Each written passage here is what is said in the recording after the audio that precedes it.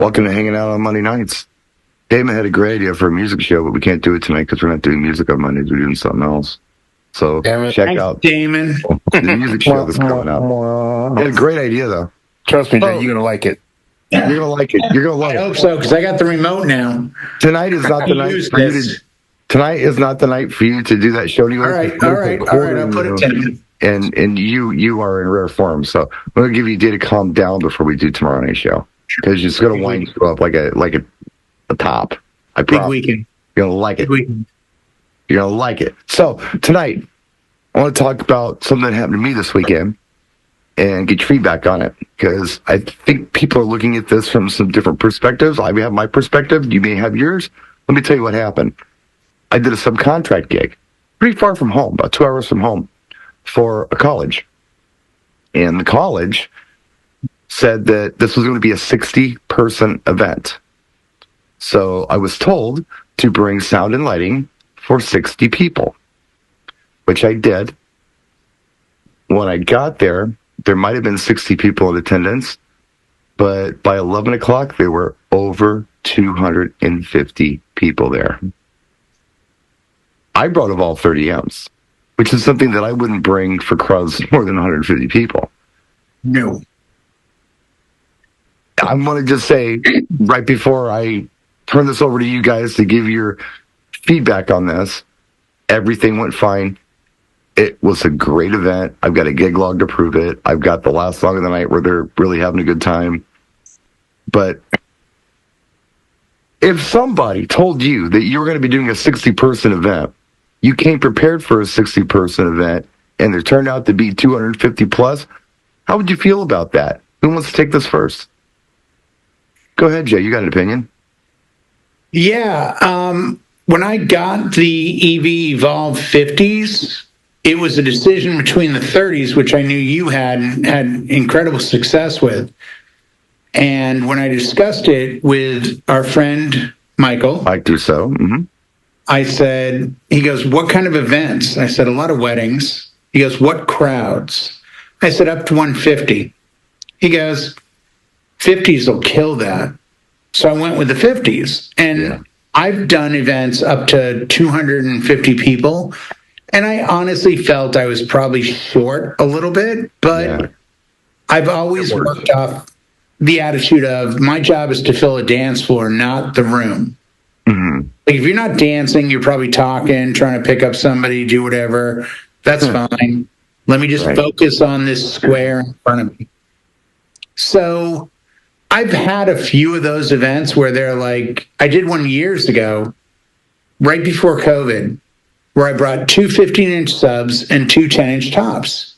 And I had done this event for 2 years in a row. It was a charity event. Background music, like high amp, and talking. Yeah. And they were building meals for Africa in a bag with rice, beans, and other stuff. And they said each year, about 300 people. It's in a gymnasium. And I said, well, if I do these speakers, it'll cover it. And the last year I did it, right before COVID, they brought in 700. And I'm like, and I called you, I think, and I called Pulse, and I said, this is what I have, what do I do? And you both said, push the subs next to each other. A couple of like subs. Touching, and have the tops go out a little bit. And you know what? I put on music, I ran up to the top of the gym, and it was crystal clear. Yeah. So I guess my point is you are going to have these on rare occasions. And if it is physically possible, you may have to adjust what you have because you don't have anything else. Right. In a way that works for where you end up. Mm-hmm. You know, it fortunately has not happened that way to me more than once or twice. But, you know, we as DJs tend to bring sound for 1,000 when we have 80. It happens a lot. It gets overpowered. Absolutely. We always, I mean, I've got a wedding next week for 80 people. I'm bringing the same sound system I had recently for 190. And I'm confident both ways. That's the beauty of these knobs we have that turn things up or turn them down. So react as you will, but understand you may want to push a little harder or make adjustments. Damon, you got anything on this? No, Jay pretty much said it right. I mean, I always carry a little bit more, sound wise. Yeah. I carry Headroom, if you will. I always headroom, yeah. I always carry 2 subs and, nice set of tops. Yeah. And like you just said, you can always turn it down if it's too loud. Yeah. Sometimes you can't turn it up enough, but you can always turn it down. So when I posted the video, the criticism that I got from several people in the comment section was, oh, they were trying to pull a fast one on you. They were trying to get you for less people, and then they show up with 250. And I'm like, I don't think that's what happened. You know what? I remember you talking about, we talked about this off the air. Mm-hmm. Yeah. And you were saying it was a small college. Yeah. So I can see where they're probably saying it was only going to be 60, and then everybody showed up and just like started FaceTiming their friends and just... Right. You got to come down here. Yeah. Right. This is a legit dance, so get over here. The thing is, though, is like they can't be pulling a fast one because I'm sure nobody here charges per person. If we were charging per person, there's 60 people and 250, you could say that the client's trying to pull a fast one. But we don't charge like that. It's like, well, if there's 60 or 600, then we're getting, it's that our price is our price. It's still going to cost us the same amount of money to get there. The only difference is you might bring some extra speakers, between 60 and 600. My rig for, let's just say, 250 to probably 600 plus is significantly larger than my rig for 60 people, and I do have to charge extra for that rig. Yeah, because it's more to handle. But no, I'm not charging per head, but I'm charging for, if I've got to bring lighting for 250 and sound for 250, that's more equipment and more setup than I would be bringing, for less. So I do charge more in that regard, but not per head, no. But I think appropriate lighting and systems for I do charge for. Yeah, going back to what you were saying before, for me, I'd be like, okay, this is the way it is. I'm still just going to focus on the music. I can't magically put my speakers in a plant pot and give it some water and let it grow from like a 10-inch into a 15-inch sub. It is what it is. You came with the equipment that you got. I wouldn't like sit there going, sit there and go about the promoters going, oh, grumble, grumble, grumble. It's like, kids, party, let's go. It is what it is. Let's make the best of what we got. I wouldn't be sitting there like, moaning, But Alex, don't you think there's an age gap in there too? Like, I look back on days when I had 80 people or 200. I used the exact same system. And I just assumed in my eyes and ears that I could cover up to a certain number. I think as we get older, we look at it from a more fine-tuned standpoint, as you are saying, well, you know what? I can do this, I can do this, I can do this. I think there's an audience of DJs that go, how many people? 150, I have this. And this is an older website thing, too. Up to 150, it's this much. Up to 250, it's this. Above that, I need to bring 4 subs, 8 tops, this. So I think as we mature, we realize, our system will cover up to this. I don't know if it's our age more than it is just... Or experience. Let's replace age with experience. Well, okay, maybe, but I also believe that it's just the industry's grown enough where we understand that certain systems fit certain venues and certain crowds. Before it was a one-size-fits-all thing, but now we're learning more about it. And we're like, oh, okay. So that's what I believe it is. It's less of a, seasoned vet thing, and it's more of a, this is just how it's done now because we understand it more than we used to. Maybe I'm off on that. I don't know, because like you, Jay, I had one system for years. It didn't really change much. But now I have several different things, But it's in your head that going into it, well, if I use the ETX system, that can do this versus the EV50s and 30s can do these. But you end up in a room where sometimes your skill and talent outweigh your gear. because you suddenly go, okay, I see what's happening here. I need to make an adjustment. Let me move this stack over here. I'll move this one over there. I can still make this work. But if I had my own way or an assistant, I probably would rather have a couple of 18s in front of me and a couple of 15s and maybe a 12 over here. And Yeah. Well, because of my physical limitations, if I'm doing something like an ETX system, which I don't own, I'd have to rent, I couldn't handle it setting that up by myself. I can't pull a speaker that heavy. I just can't do it. So there's more cost I'm incurring there as well. right. What I'm doing is I'm breaking stuff down small enough where I can do it for, a certain size audience by myself and passing the savings on to the client. But if it's labor intensive in that regard, I got to hire help and I got to pass that cost on to the client. That's just how I work. That's just No, as you should, because there's more involved. It's a bigger production. I'll also say this, and I think I mentioned this to Damon the other night, and I don't know if you guys feel me on this. John, if you get this, please chime in. If I've got 60 people in front of me, students, I don't care who they are, especially students, okay? I'm actually putting in more work DJing for 60 than I am 250 plus. It's a numbers game. So if you figure, you're going to engage 10% of the people all the time, if you've got 60 people, that's 6 people, right? If you've got 250 people, that's what, 25 people that are always on the dance floor? Larger crowd, the odds are in your favor. Yeah, that's going to get kind of contagious and more people join. And it's easier for you to DJ for larger audiences than it is smaller audiences. What didn't change on you was the variable that what you brought was for the room size. Now, 60 people, the ambient noise of 250 is a lot louder than 60, so you have to play over the sound of the crowd. But the room didn't change. So what you brought, if it was enough for the room, it's still enough for the room. Yeah. It's, had you been closer to home and not 2 hours away, or knew that there was maybe something different, that you were going to get 5 times as many people as you thought, maybe you would have had an extra 12 and a stand in the truck. You're like, oh, maybe I just need a fill midway. But because it happened so naturally and over such a longer period that by the end you realized you had 250, it's like, well, I've been doing all right so far. Had you known at the beginning 250 were coming, you might have towed them out a little further, so it would have carried a little differently. But you got through it with what you had. Oh, yeah, it worked out fine. It was just a surprise thing.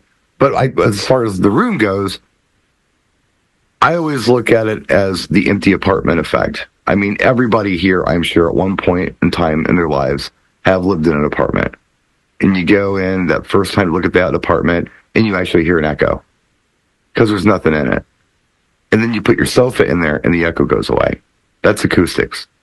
So people are like sofas. They're like big water bag sofas. And the more people you have in the room, the more sound is going to be absorbed by those people, just their bodies. And that's why you need more sound. So if I had, 60 people in a room, it's going to sound louder than it's going to sound if I have 250 people in a room, just because people are absorbing the sound. Does that make sense? Yep. Sure. But I think the people put up with it knowing that you were anticipating a smaller number and you had what you had. Oh, nobody even noticed. I don't think they were pulling a fast one on you. It's just people told people, and that was the result is like, hey, this is a good party. You should come. And all of a sudden, you double the room size twice. That's what I want to believe. I want to believe that's what happened because the reason I'm kind of thinking that might be what happened, and I think I told you this last night, John, they had a raffle, and they told me they were going to have a raffle. I said, oh, do you want me to announce the raffle? They said, no, we're going to text the winners. So we'll let you know when we're ready to text, and we'll come up and say, hey, guys, keep an eye on your phones. We're going to text the raffle winners in 10 minutes. That was my raffle announcement. So they're college kids. They're techie kids. I was given the address of the college, not the hall or the venue. So I show up on campus, and I'm given a few contact numbers. I call one, or I end up texting one. Hey, I'm on campus. Where am I going? Text back, hey, you're early. Great. We were expecting you till later. I'll drop a pin. So, I get this thing, I get the press on it, and then Google Maps pops up and it takes me to, the address. So that they're pretty tech savvy people in that regard. So I'm thinking, okay, if they're this tech savvy, they're texting their friends, letting them know what's going on here. And I don't know, that's just what I want to believe. Maybe that's not what happened, but I think that would be cool if that's what happened. Because it kept growing as the night went on. I had more people at the end of the night than I had, half an hour before the night ended. So it just kept growing and growing and growing. Like the Vidal Sassoon commercials, you text your friends and so on and so on and so on. So on. Right. Yeah, you kept winning over the next batch that came in, and then they had to tell people. So then more people showed up. I don't think it was a lack of communication, or nobody RSVP'd or said, we only had 60 initially, but well, lo and behold, here's everybody else that wanted to come to this party. So yeah, next year you'll expect it to be bigger. Yeah, next year it'll be bigger. Oh, and by the way, they hired an LED dance floor. So the techs came in and put that up, and they had glow furniture and things in the room. The LED dance floor was 10 by 10. So that should tell you what they expected. Yeah. That's 100, square foot, 10 by 10. It's funny you say that, John, because I'm listening closely to everyone, and that's the one thing I haven't heard. I haven't heard any discussion about what was the expectation of the room. We have our knowledge, we have our system, but what is the audience? Like, if your audience, same area, same venue, but if the audience was 45 to 70, much different expectation for sound than, say, a 20 or 18 to 25-year-old crowd who might be like, man, it's just not loud enough. It's just not loud enough. You're not going to hear that from a 50-year-old. I didn't hear it from plays into it a little bit too. But I will say this. I mean, I did sound check, and it sounded great in that room. I do step away from behind the booth quite often and just check the room for lighting, for sound, for everything, to see what it's looking like from the audience's perspective, because I'm curious. I want to make sure they have a pleasant experience. Right, but it still comes down, Brian, to, is this audience, is the expectation, like, let's be honest, if you said, I did a high school event for 60 people and 250 showed up, I'd feel terrible for you. Well, what I was going to say... 30s won't do it. What I was going to say is, when I came behind the crowd that was dancing, it was not very loud. It was very much listening levels. You could hear it anywhere in the room, but you could talk to somebody in this tone of voice, and they would be able to hear you anywhere in the room. And for a wedding? Other than right on the dance floor, right in front of things. Yeah. That's perfect. Yeah. But again, if you have a younger audience, it may be going into this, you pack that extra sub. As I think Damon or Alex said, maybe that just sits in the car, but in the back of your head, you're like, if this goes sideways, I've got this thing I can go get. It could be something like an Evolve or an EV, ZLX-A1 12-inch. Something. I've got something. If that does anything for it. Push a little bit more. Yeah. I mean, you can bring extra sound reinforcement, but like I said, if I'm bringing bigger stuff, I got to charge more money. So 100%. If I'm bringing bigger stuff to accommodate a situation they didn't anticipate, am I getting paid more?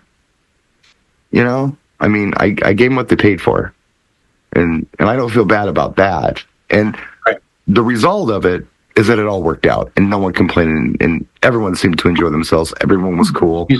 So it did work out in that regard. But bringing extra stuff is cool, but doing extra for free, I'm not down with that. I gotta say I'm not down with that one. I'm with you for the extent, just because of the distance. If you knew it was going to be a microphone thing, you bring an extra pair of mics, because you don't want to run 2 hours back home to get something. You want a couple extra cables, a few extra lights, because you can't just correct it. You can't just phone somebody and say, bring me, because you're too far out, you're too remote. Local stuff local stuff you can phone a friend and say, hey, I need a little more horsepower here. What do you got handy? Well, I have people up there, but again, I could have called somebody to bring in a freaking array if I wanted to. A full array, but I'm not getting paid anymore for this. No. If they would have said, hey, we'll give you an extra $1,500 to bring in more sound reinforcement, then I would have got on the phone and made it happen. Sure. Yeah, absolutely with you on that. If when you set up and you were ready to press play at the start and there were 250 people there, at that point you say, I know I got a problem. Whereas it just gradually built and built and built. By that point there's nothing you can do about it. And you're closer to the finish line than the start. You're like, let's just write it out. The organizer said, we're thinking. How about this, Brian? Yeah. How about this? It just shows you what a great DJ you are because they called their friends and made them come out. That's right. No, it's an ego boost for me. And then I had another event on Saturday, which required the same size system for about the same amount of people. So, I put this together so it was going to work out. Times were tight, too. There wasn't a lot of sleep on Friday/Saturday.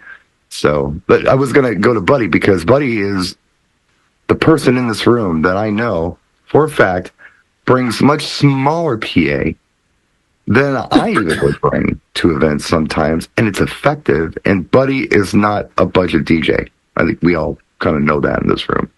Yet you're bringing things like the Maui 5 Goes to 100-person events, right? The wedding I just did on Saturday, and I put up a thing on my personal Facebook page. Some of you guys have seen the video a little bit. The room is pretty decent size, and they had 87 people.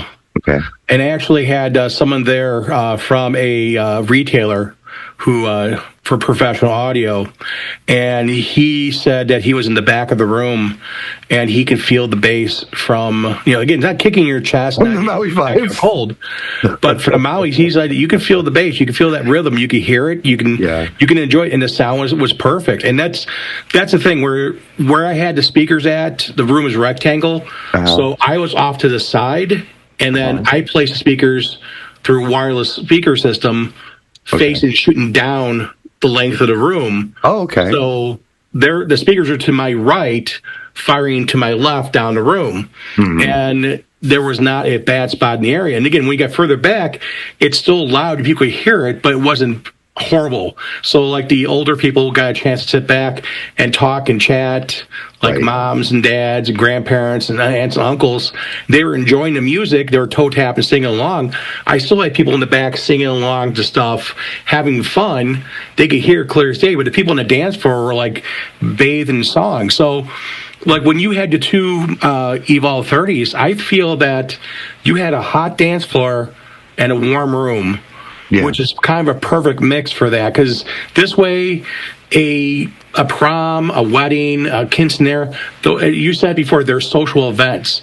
You don't have to bring in the biggest sound system in the world, bring in 15 double 18 subwoofers, and bring in fly arrays and stuff. Sometimes a basic sound system for an event works perfectly well. And I have different size sound systems, so the Maui 5 is my smallest sound system, and I go up from there. But it's having the right size for the room. If it was a huge room, a barn or something like that, then it would have been something totally different. But I never have had something that I could say, man, I wish I had that one extra step more louder sound or one extra speaker. I've always tried to hone in the system for the right size of the room. Right. Looking at pictures, trying to get ideas, trying to figure out people. And even extra people come in. Again, they're sitting in the back talking or chilling or by the bar, and then there's more people on the dance floor. Okay, fine, great. Again, I think just so everybody knows, this is coming from a guy who brings everything he owns in a giant Mercedes van to every event he does. Not everything. Not everything. I do have a lot. Well, okay, most of what you own, most of your stuff. I have a good amount of stuff. I do have a good amount of stuff in my van. Yeah, it's like a workshop. I also say this, that there was reception was the cocktail hour was on a porch, and I had speakers out there running remotely wirelessly from inside from a certain manufacturer, and the people were talking about that, how great the sound was on that, and how it wasn't overpowering. That's the whole entire thing. That's the way I look at it. Is it going to sound clear? Is it going to sound clean? Is it going to sound precise? With Evolve 30s or 50s or 70s or 90s. It doesn't matter what's the cleanliness of the audio, what's the sound coming out of it. And by the way, our sponsors are also looking at us too, and we should talk about their sponsors too. Why don't you talk about it, buddy? You're on a roll. Yeah, jeez, buddy. DJ Event Planner. Jay tonight. We thank you very much, DJ Event Planner, for everything, and we always appreciate you. Please make sure you look down below and to everywhere else on the board for links. Links are here. We appreciate them. They've sponsored the show for a long time. Thank you again to all of our sponsors. But again, Brian, I think you did a heck of a job with the audio. I did want to say something else that you mentioned, and I think it's worth talking about. Just the last thing we talk about on the show. We'll knock it off, and you can move on and do whatever you're going to do on the night that you're watching this on YouTube. So, Buddy said something really interesting. There's other things going on in the room aside from dancing. I understand that we are all artists. We all do things in different ways. I understand that a junior high dance is a lot different than a wedding reception or quinceañera. And I'm not here to tell anybody how to do anything, that my way is the right way. But I will say that I think it would serve you well to understand that dancing isn't the only thing going on at these events. What's next? No mixing? Jeez. Here we go. Oh, yeah. No, but you guys are all under that same philosophy, aren't you? Oh, yeah. Dancing is a dance floor. It's not the room. Right. Unless you're playing a rave and they expect EDM for 48 hours and they bought a ticket. They want loud. They want it loud everywhere. Yes. That's different. That's different. Exactly. 100%. I don't believe that there's really any time in the night, except maybe the first dance, where you need to command the entire room to like really pay attention. If there's something going on like that, it's a spotlight for the client and it's the reason people are there. Yeah, at that point, please silence. Let's watch this. Let's pay attention to this. Any other time in the night, there should be conversation. There should be bartenders taking orders from guests where they don't have to scream and struggle to hear the orders. I'm sure we all say the same thing differently, which is, I want your mom and grandma to talk at a normal tone 10 feet off the dance floor. I tell every single client that, and I mean that because I know when it comes to, push comes to shove and dancing starts, I've got a bunch of bodies standing in front of two Evolve 50s. They're pumping out at them, and it's hitting them and coming back, and they're happy. But at 10 feet off the dance floor, people are talking at a normal tone. That's a perfect wedding. I don't care if it's 150 or 350. As long as the people on the floor get it, the rest of them that aren't dancing, they have another agenda. Let them enjoy their night, too. This is not take every square inch loud. Well, that's you share the same philosophy I share. Now you guys are all my friends. I've gotten to know you all very well. I can see the look on Damon's face. He's got something to say. No, I'm good. He's grinning a little bit, like, Damon's like, I'm dropping Kevin Saunders. I need some bump. It is some scoop. That's what he's thinking. You know it. I play strings of life. I want everyone to feel it. Well, Damon, you're not doing the same kind of sound at a bar as you would do at a wedding reception. Huh? What are you saying? Okay. Hands up. Hands up. Hey, we all do it different, No, I'm not taking hardcore sound like I am at a bar, but I do take checkers. Like, what would you use at checkers? I'm still coming in with 2 12-inch subs and 2 15-inch subs. There you go. 12's okay. Those are not 18s. Brian, like Jay say, we can turn it down. You turn it down. Yeah. Even Ferraris have a second gear, right? Exactly. All right, kids, we'll put a fork in. That's a good one to put a fork in. Even Ferraris have a second gear. Yep. Thanks for tuning in. From the guy that had a 73 Cutlass. Yeah. Exactly.